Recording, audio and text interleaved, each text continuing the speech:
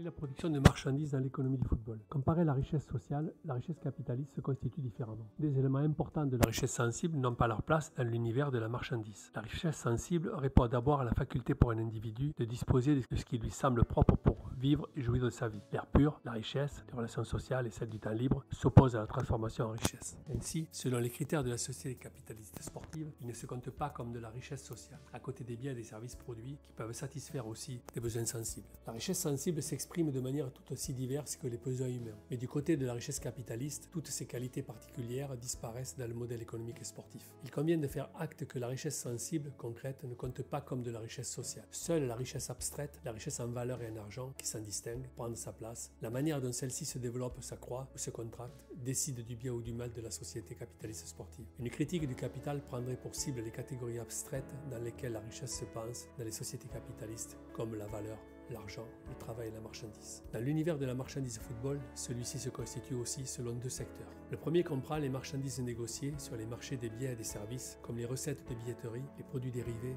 et les ventes d'hospitalité, que l'on qualifiera de marchandises d'ordre 1. Le second secteur comprend les marchandises négociées sur les marchés des capitaux, comme les opérations de transfert de joueurs, la signature des contrats de sponsoring et les droits de diffusion des spectacles sportifs, qualifiés de marchandises d'ordre 2. Comment se transforme la marchandise en richesse dans l'économie du football? Le jargon boursier nous livre une indication. Quand on demande aux courtiers ce qu'ils font lorsqu'ils achètent et vendent à longueur de journée des titres de propriété, donc des marchandises d'ordre 2, ils rétorquent qu'ils font commerce avec l'avenir. En disant cela, ils n'ont jamais à l'esprit l'ensemble du système et ne font que décrire ce qui détermine par exemple le prix d'une action particulière. Mais le propos qu'ils tiennent sur le commerce avec l'avenir nous en dit un peu plus. Ils pointent la différence fondamentale entre les deux secteurs de l'univers de la marchandise, soit les marchandises d'ordre 1 et les marchandises d'ordre 2. Des marchandises comme des produits alimentaires, des biens et des services constituent de la richesse capitaliste en ce qu'elles représentent de la valeur réellement créée du travail abstrait effectué d'ordre 1. Par opposition, les marchandises provenant des marchandises de capitaux ou d'ordre 2 constituent de la richesse capitaliste parce qu'elles représentent de la production de valeur future, de la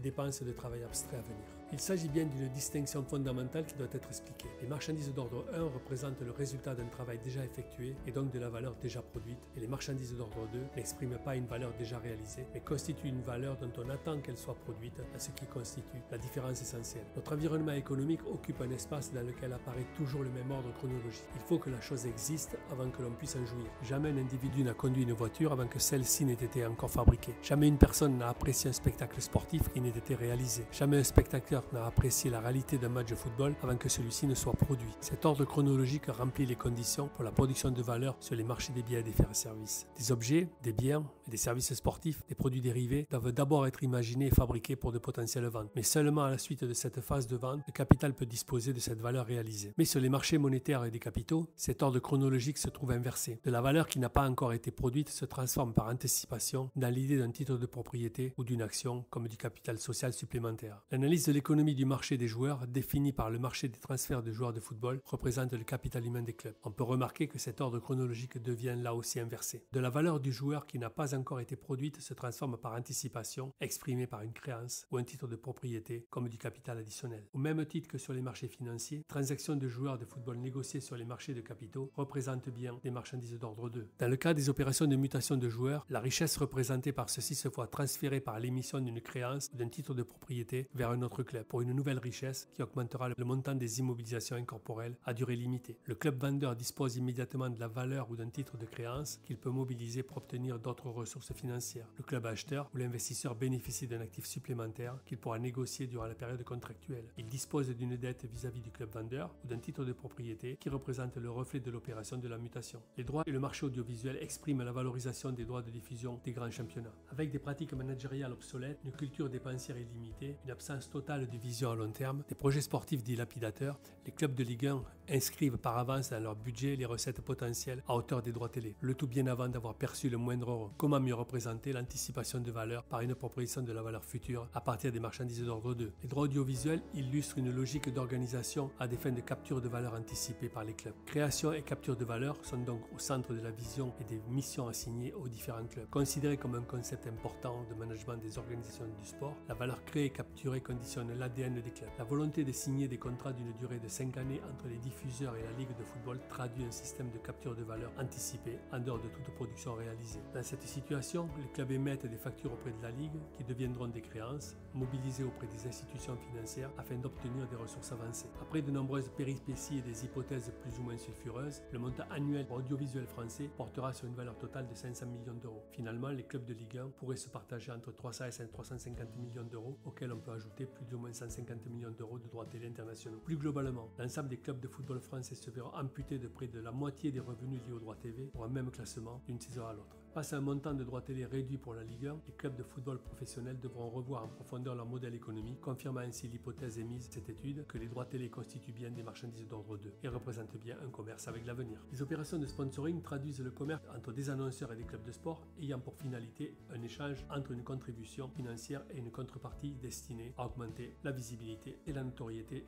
des annonceurs. Sur les dernières saisons 2020-2021 et à 2022-2023, la part des recettes de sponsoring représente autour de 30% du total des revenus commerciaux. La mesure des retombées médias contribue à évaluer l'impact des opérations de sponsoring sur le nombre de contacts afin d'en produire un équivalent en potentialité de chiffre d'affaires. À cette incertitude, on ajoutera la difficulté de mesurer la qualité de l'exposition média. La mesure de la rentabilité du sponsoring traduit son impact sur la notoriété et l'image de la marque. Au-delà de voir dans quelle mesure l'association de la marque à un club est légitime et crédible, ce qui démontrera le transfert de valeur, il s'agira de bien définir si le gain de notoriété provient de l'opération de sponsoring ou d'autres opérations de communication. De plus, de nombreuses incertitudes externes aux événements sportifs risquent d'altérer les opérations de sponsoring, parmi lesquelles on rencontre la conduite exemplaire des sportifs comme une condition indispensable à la réussite de l'opération de sponsoring, l'image agressive des événements sportifs, l'importance des fonds investis face à un équilibre sportif prévisible, l'imprévisibilité des résultats sportifs, les nombreuses incertitudes quant aux retombées, les difficultés pour évaluer l'efficacité des opérations de sponsoring, les multiples aléas sportifs, l'ambivalence du sponsoring,